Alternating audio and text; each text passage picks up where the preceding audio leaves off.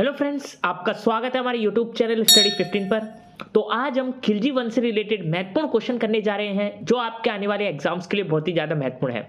तो आज हम इस वीडियो में जितने भी क्वेश्चन करेंगे सारे के सारे सिलेक्टेड है और एग्जाम पॉइंट ऑफ व्यू से बहुत ही ज्यादा महत्वपूर्ण है। तो अगर आप किसी भी एग्जाम की तैयारी कर रहे हैं तो ये वीडियो बहुत ही ज्यादा महत्वपूर्ण साबित होगी, तो इसलिए वीडियो को अंत तक देखिएगा।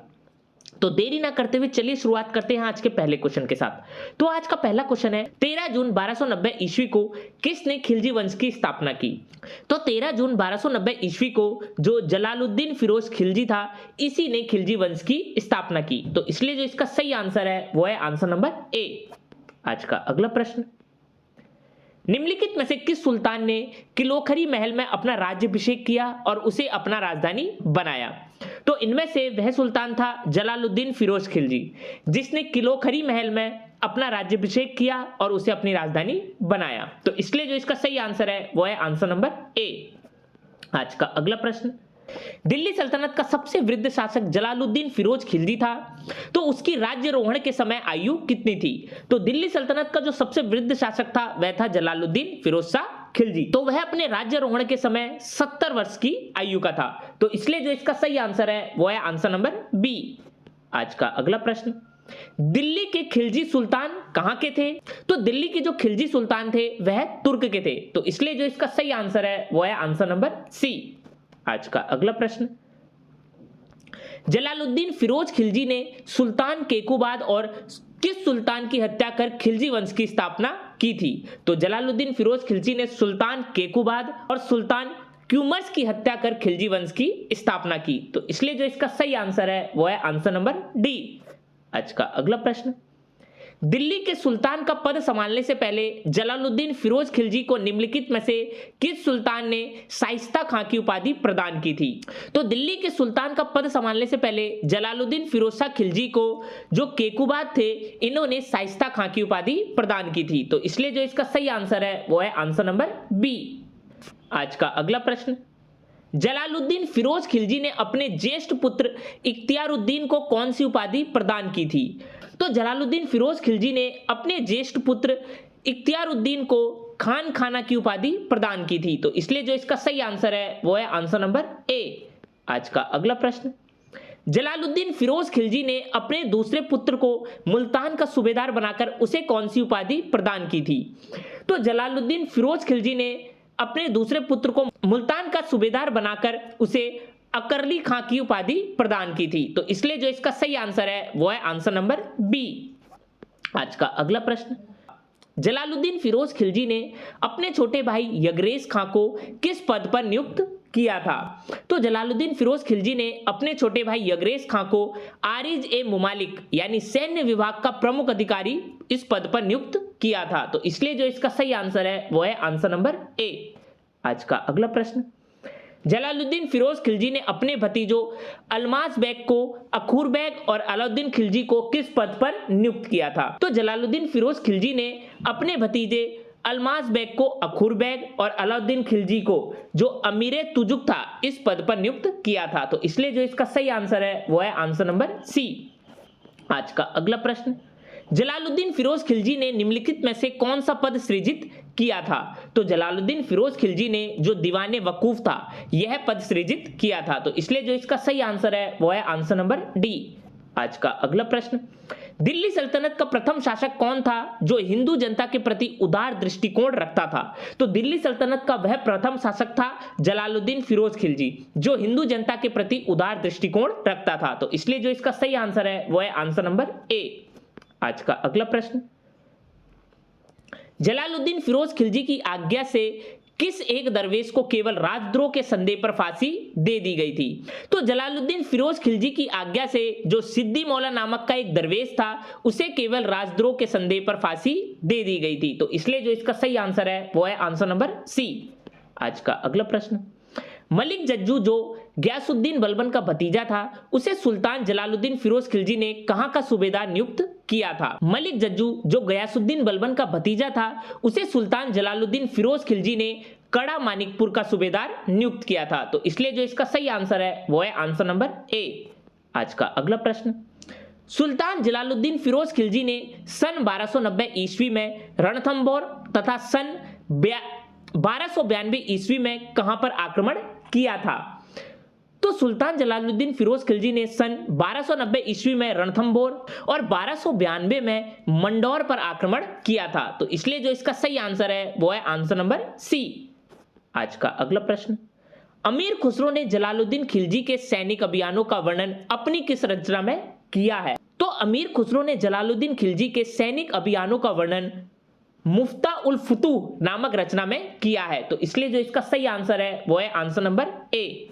आज का अगला प्रश्न, जलालुद्दीन खिलजी की हत्या उसके भतीजे अलाउद्दीन खिलजी के द्वारा कब की गई थी? तो जलालुद्दीन खिलजी की हत्या उसके भतीजे अलाउद्दीन खिलजी के द्वारा सन 1296 में की गई थी। तो इसलिए जो इसका सही आंसर है वो है आंसर नंबर बी।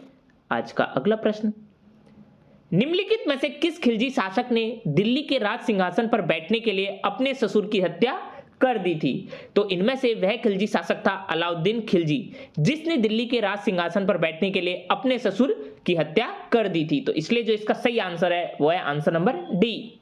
आज का अगला प्रश्न, अलाउद्दीन खिलजी ने स्वयं को सुल्तान कब घोषित किया? तो अलाउद्दीन खिलजी ने स्वयं को सुल्तान 19 जुलाई 1296 में घोषित किया था। तो इसलिए जो इसका सही आंसर है वो है आंसर नंबर डी। आज का अगला प्रश्न, अलाउद्दीन खिलजी विधिवत रूप से दिल्ली के राज सिंहासन पर कब बैठा? तो जो अलाउद्दीन खिलजी था वह विधिवत रूप से दिल्ली के राज सिंहासन पर 20 अक्टूबर 1296 में बैठा। तो इसलिए जो इसका सही आंसर है वो है आंसर नंबर ए। आज का अगला प्रश्न, अलाउद्दीन खिलजी ने किसके द्वारा निर्मित लाल महल में अपना राज्याभिषेक करवाया था? तो अलाउद्दीन खिलजी ने गयासुद्दीन बलबन द्वारा निर्मित जो लाल महल था उसमें अपना राज्याभिषेक करवाया था। तो इसलिए जो इसका सही आंसर है वो है आंसर नंबर डी। आज का अगला प्रश्न, अलाउद्दीन खिलजी के बचपन का नाम क्या था? तो अलाउद्दीन खिलजी के बचपन का नाम था अली गुरशास्प। तो इसलिए जो इसका सही आंसर है वो है आंसर नंबर ए। आज का अगला प्रश्न, अलाउद्दीन खिलजी ने 1293 ईस्वी में मालवा प्रदेश के भिलसा पर आक्रमण किया, जिससे प्रसन्न होकर सुल्तान जलालुद्दीन फिरोज खिलजी ने उसे आरिज मामुलक एवं किसका सूबेदार नियुक्त किया? तो अलाउद्दीन खिलजी ने 1293 ईस्वी में मालवा प्रदेश के भिलसा पर आक्रमण किया, जिससे प्रसन्न होकर सुल्तान जलालुद्दीन फिरोज खिलजी ने उसे आरिज ए ममालुक एवं अवध का जो सूबेदार है वो नियुक्त किया। तो इसलिए जो इसका सही आंसर है वो है आंसर नंबर ए। आज का अगला प्रश्न, अलाउद्दीन खिलजी का पहला सैन्य अभियान निम्नलिखित में से किस क्षेत्र के विरुद्ध था? तो अलाउद्दीन खिलजी का जो पहला सैन्य अभियान था वह देवगिरी क्षेत्र के विरुद्ध हुआ था। तो इसलिए जो इसका सही आंसर है वो है आंसर नंबर सी। आज का अगला प्रश्न, अलाउद्दीन खिलजी के आक्रमण के समय देवगिरी का शासक कौन था? तो अलाउद्दीन खिलजी के आक्रमण के समय देवगिरी का शासक था रामचंद्र देव। तो इसलिए जो इसका सही आंसर है वो है आंसर नंबर ए। आज का अगला प्रश्न, अलाउद्दीन खिलजी ने जब 1296 ईस्वी में देवगिरी पर आक्रमण किया तो उस समय वहां का शासक रामचंद्र था, तो वह किस वंश का था? तो अलाउद्दीन खिलजी ने जब 1296 ईस्वी में देवगिरी पर आक्रमण किया तो उस समय वहां का शासक रामचंद्र था, जो यादव वंश का था। तो इसलिए जो इसका सही आंसर है वो है आंसर नंबर डी। आज का अगला प्रश्न, अलाउद्दीन खिलजी ने दक्षिण के किस हिंदू शासक को राय रायन की उपाधि दी थी? तो अलाउद्दीन खिलजी ने दक्षिण का जो रामचंद्र देव हिंदू शासक था उसे राय रायन की उपाधि दी थी। तो इसलिए जो इसका सही आंसर है वो है आंसर नंबर बी। आज का अगला प्रश्न, अलाउद्दीन खिलजी के निम्नलिखित पुत्रों में से कौन एक उसकी पत्नी झट्यपाली से उत्पन्न था, जो देवगिरी के राजा रामचंद्र देव की पुत्री थी? तो अलाउद्दीन का वह पुत्र था शिहाबुद्दीन उमर, जो उसकी पत्नी झट्यपाली से उत्पन्न हुआ था। तो इसलिए जो इसका सही आंसर है वो है आंसर नंबर बी। और ये जो झट्यपाली थी वह देवगिरी के राजा रामचंद्र की क्या थी? पुत्री थी। आज का अगला प्रश्न, निम्नलिखित नगरों में से किसे कुतुबुल इस्लाम का नाम दिया गया था? तो इसमें से वह नगर था देवगिरी, जिसे कुतुबुल इस्लाम का नाम दिया गया था। तो इसलिए जो इसका सही आंसर है वो है आंसर नंबर ए। आज का अगला प्रश्न, इनमें से किस सुल्तान ने देवगिरी का नाम कुतुबुल इस्लाम रखा था? तो इसमें से वह सुल्तान था मुबारक शाह खिलजी, जिसने देवगिरी का नाम कुतुबुल इस्लाम रखा था। तो इसलिए जो इसका सही आंसर है वो है आंसर नंबर डी। आज का अगला प्रश्न, दिल्ली के प्रथम सुल्तान जिन्होंने दक्षिण भारत को पराजित करने का प्रयास किया। तो दिल्ली का वह प्रथम सुल्तान था अलाउद्दीन खिलजी, जिसने दक्षिण भारत को पराजित करने का प्रयास किया। तो इसलिए जो इसका सही आंसर है वो है आंसर नंबर सी। आज का अगला प्रश्न, अलाउद्दीन खिलजी पहला मुसलमान शासक था जिसने किसको जीता था? तो अलाउद्दीन खिलजी पहला मुसलमान शासक था जिसने दक्षिण को जीता था। तो इसलिए जो इसका सही आंसर है वो है आंसर नंबर ए। आज का अगला प्रश्न, दक्षिण विजय करने का मिशन अलाउद्दीन खिलजी ने किसे सौंपा था? तो दक्षिण विजय करने का मिशन अलाउद्दीन खिलजी ने मलिक काफूर को सौंपा था। तो इसलिए जो इसका सही आंसर है वो है आंसर नंबर सी।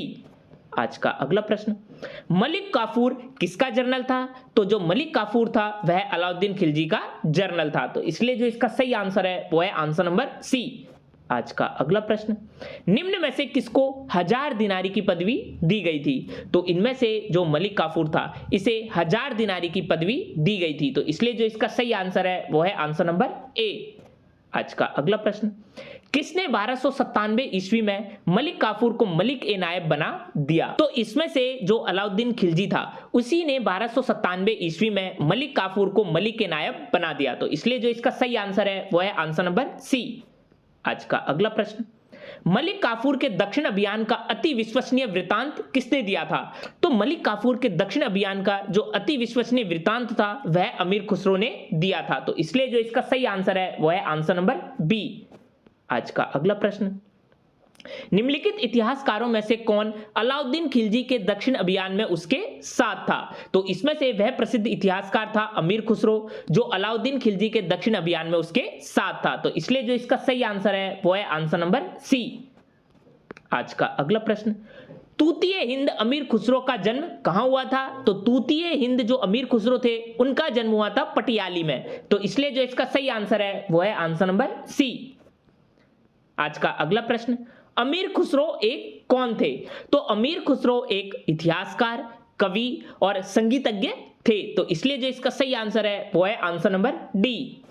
आज का अगला प्रश्न, निम्नलिखित में से किसने दिल्ली के 8 सुल्तानों का शासनकाल देखा था? तो इसमें से जो अमीर खुसरो थे यही थे जिन्होंने दिल्ली के 8 सुल्तानों का शासनकाल देखा था। तो इसलिए जो इसका सही आंसर है वो है आंसर नंबर डी। आज का अगला प्रश्न, अमीर खुसरो किसका दरबारी कवि था? तो जो अमीर खुसरो था वह अलाउद्दीन खिलजी का दरबारी कवि था। तो इसलिए जो इसका सही आंसर है वो है आंसर नंबर ए। आज का अगला प्रश्न, प्रसिद्ध कवि अमीर खुसरो निम्नलिखित में से किस एक को छोड़कर बाकी सबके समसामयिक थे? तो प्रसिद्ध कवि जो अमीर खुसरो थे वह इल्तुतमिश को छोड़कर बाकी सबके समसामयिक थे। तो इसलिए जो इसका सही आंसर है वो है आंसर नंबर सी। आज का अगला प्रश्न, निम्न में से किसने आशिका, नू सिपहर, किरान उस्सादेन एवं खजाइन उल फुतू की रचना की थी? तो इसमें से जो अमीर खुसरो थे उन्होंने ही आशिका, नू सिपहर, किरान उस्सादेन और खजाइन उल फुतू की रचना की थी। तो इसलिए जो इसका सही आंसर है वो है आंसर नंबर सी।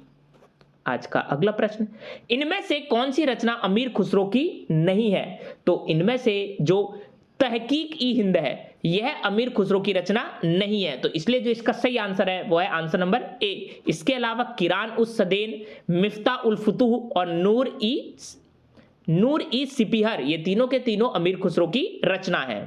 आज का अगला प्रश्न, निम्न में से किसकी रचना अमीर खुसरो ने नहीं की थी? तो इनमें से जो ताजुल मासिर था इसकी रचना आमिर खुसरो ने नहीं की थी। तो इसलिए जो इसका सही आंसर है वो है आंसर नंबर डी। इसके अलावा तारीख अलाई, खजाइन उल फुतू और तुगलक नामा ये तीनों के तीनों जो रचना है वो अमीर खुसरो की है। आज का अगला प्रश्न, अमीर खुसरो ने किसके विकास में अग्रगामी की भूमिका निभाई थी? तो अमीर खुसरो ने इनमें से जो खड़ी बोली थी इसके विकास में अग्रगामी की भूमिका निभाई थी। तो इसलिए जो इसका सही आंसर है वो है आंसर नंबर सी। आज का अगला प्रश्न, निम्न में से किसे हिंदी खड़ी बोली का जनक भी माना जाता है? तो इनमें से जो अमीर खुसरो थे इन्हें हिंदी खड़ी बोली का जनक माना जाता है। तो इसलिए जो इसका सही आंसर है वो है आंसर नंबर बी। आज का अगला प्रश्न, निम्नलिखित में से फारसी कवियों में से किसने अपनी कविता में भारतीय पर्यावरण का चित्रण किया था? तो इनमें से वह फारसी कवि थे अमीर खुसरो जो अपनी कविता में भारतीय पर्यावरण का चित्रण करते थे। तो इसलिए जो इसका सही आंसर है वो है आंसर नंबर ए। आज का अगला प्रश्न, इनमें से किसने स्वयं को हिंदुस्तान का तोता कहा था? तो इनमें से जो अमीर खुसरो थे उन्होंने ही अपने आप को हिंदुस्तान का तोता कहा था। तो इसलिए जो इसका सही आंसर है वो है आंसर नंबर सी। आज का अगला प्रश्न, अमीर खुसरो के अनुसार शतरंज का खेल कहां पर आविष्कृत किया गया? तो अमीर खुसरो के अनुसार जो शतरंज का खेल था यह भारत में ही आविष्कृत किया गया था। तो इसलिए जो इसका सही आंसर है वो है आंसर नंबर ए। आज का अगला प्रश्न, नई फारसी काव्य शैली सबक हिंदी अथवा हिंदुस्तान शैली के जन्मदाता कौन थे? तो नई फारसी काव्य शैली सबक हिंदी अथवा हिंदुस्तान शैली के जो जन्मदाता थे वह थे अमीर खुसरो। तो इसलिए जो इसका सही आंसर है वो है आंसर नंबर डी। आज का अगला प्रश्न, संगीत यंत्र तबला का प्रचलन किसने किया? तो संगीत यंत्र तबला था उसका प्रचलन अमीर खुसरो ने किया था। तो इसलिए जो इसका सही आंसर है वो है आंसर नंबर ए।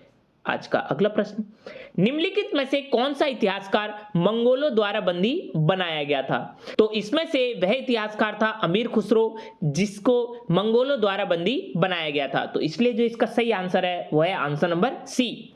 आज का अगला प्रश्न, काव्याभिव्यक्ति के रूप में उर्दू का प्रयोग करने वाला पहला लेखक कौन था? तो काव्य विभक्ति के रूप में उर्दू का प्रयोग करने वाला पहला लेखक था अमीर खुसरो। तो इसलिए जो इसका सही आंसर है वो है आंसर नंबर बी। आज का अगला प्रश्न, फारसी कविता का भारतीयकरण करने वाला प्रथम कवि कौन था? तो फारसी कविता का भारतीयकरण करने वाला प्रथम कवि था अमीर खुसरो। तो इसलिए जो इसका सही आंसर है वो है आंसर नंबर ए। आज का अगला प्रश्न, अमीर खुसरो ने किसके आदेश पर अपनी प्रसिद्ध मसनवी आशिका लिखी थी? तो अमीर खुसरो ने खिर्ज खां के आदेश पर ही अपनी प्रसिद्ध मसनवी आशिका लिखी थी। तो इसलिए जो इसका सही आंसर है वो है आंसर नंबर ए। आज का अगला प्रश्न, भारतीय संगीत न केवल मनुष्यों को अपितु पशुओं को भी प्रभावित करता है, यह कथन किसका है? तो भारतीय संगीत न केवल मनुष्य को अपितु पशुओं को भी प्रभावित करता है, यह कथन कहा गया था अमीर खुसरो द्वारा। तो इसलिए जो इसका सही आंसर है वो है आंसर नंबर ए। आज का अगला प्रश्न, मीर हसन देहलवी निम्न में से किसके दरबार में थे? तो मीर हसन जो देहलवी थे यह अलाउद्दीन खिलजी के दरबार में थे। तो इसलिए जो इसका सही आंसर है वो है आंसर नंबर ए। आज का अगला प्रश्न, किन्होंने अलाउद्दीन खिलजी द्वारा एक ही दिन में बड़ी संख्या में नवीन मुसलमानों का कत्लेआम करने की कार्यवाही का विवरण दिया है? तो इनमें से जो इसामी और बरनी थे इन्होंने ही अलाउद्दीन खिलजी द्वारा एक ही दिन में बड़ी संख्या में नवीन मुसलमानों का कत्लेआम करने की कार्यवाही का विवरण दिया है। तो इसलिए जो इसका सही आंसर है वो है आंसर नंबर ए। आज का अगला प्रश्न, जब उसने राजत्व प्राप्त किया तो वह शरीयत के नियमों और आदेशों से पूर्णतः स्वतंत्र था। तो बर्नी ने यह कथन किस सुल्तान के लिए कहा? तो जब उसने राजत्व प्राप्त किया तो वह शरीयत के नियमों और आदेशों से पूर्णतः स्वतंत्र थे। तो बर्नी ने यह कथन अलाउद्दीन खिलजी के लिए कहा था। तो इसलिए जो इसका सही आंसर है वो है आंसर नंबर सी। आज का अगला प्रश्न, विंध्याचल की पहाड़ियों को पार करने वाला प्रथम तुर्क सुल्तान कौन था? तो विंध्याचल की पहाड़ियों को पार करने वाला जो प्रथम तुर्क सुल्तान था वह था अलाउद्दीन खिलजी। तो इसलिए जो इसका सही आंसर है वह है आंसर नंबर सी। आज का अगला प्रश्न, अलाउद्दीन के आक्रमण के समय वारंगल पर किस राजवंश का शासन था? तो अलाउद्दीन के आक्रमण के समय वारंगल पर कातकीय जो राजवंश था उसका शासन था। तो इसलिए जो इसका सही आंसर है वो है आंसर नंबर सी। आज का अगला प्रश्न, 1303 में काकतीय शासकों की सेना ने निम्न में से किसकी सेना को वारंगल में परास्त किया था? तो 1303 में काकतीय शासकों की सेना ने जो अलाउद्दीन खिलजी थी इसकी सेना को वारंगल में परास्त किया था। तो इसलिए जो इसका सही आंसर है वो है आंसर नंबर सी। आज का अगला प्रश्न, घड़ी अथवा गृह कर लगाने वाला दिल्ली का प्रथम सुल्तान कौन था? तो घड़ी तथा गृह कर लगाने वाला जो दिल्ली का प्रथम सुल्तान था वह था अलाउद्दीन खिलजी। तो इसलिए जो इसका सही आंसर है वो है आंसर नंबर ए। आज का अगला प्रश्न, निम्नलिखित में से किस सुल्तान ने मवेशी पर कर लगाया था? तो इनमें से वह सुल्तान था अलाउद्दीन खिलजी जिसने मवेशी पर कर लगाया था। तो इसलिए जो इसका सही आंसर है वो है आंसर नंबर ए। आज का अगला प्रश्न, राजस्व सुधारों को सर्वप्रथम किसने चलाया? तो राजस्व सुधारों को सर्वप्रथम अलाउद्दीन खिलजी द्वारा चलाया गया। तो इसलिए जो इसका सही आंसर है वो है आंसर नंबर बी। आज का अगला प्रश्न, बाजार विनियमन प्रणाली आरंभ किसके द्वारा की गई? तो जो बाजार विनियमन प्रणाली थी वह अलाउद्दीन खिलजी द्वारा आरंभ की गई थी। तो इसलिए जो इसका सही आंसर है वो है आंसर नंबर सी। तो ये थे खिलजी वंश से रिलेटेड टॉप 60 प्लस क्वेश्चंस जो आपके आने वाले एग्जाम्स के लिए बहुत ही ज्यादा महत्वपूर्ण है। इस टॉपिक से रिलेटेड और भी क्वेश्चंस है तो वो हम अगले वीडियो में उसको कवर करेंगे। तो अगर ये वीडियो आपको अच्छी लगी तो जाकर हमारे चैनल को सब्सक्राइब करिए और लाइक के बटन को दबाना ना भूलिएगा।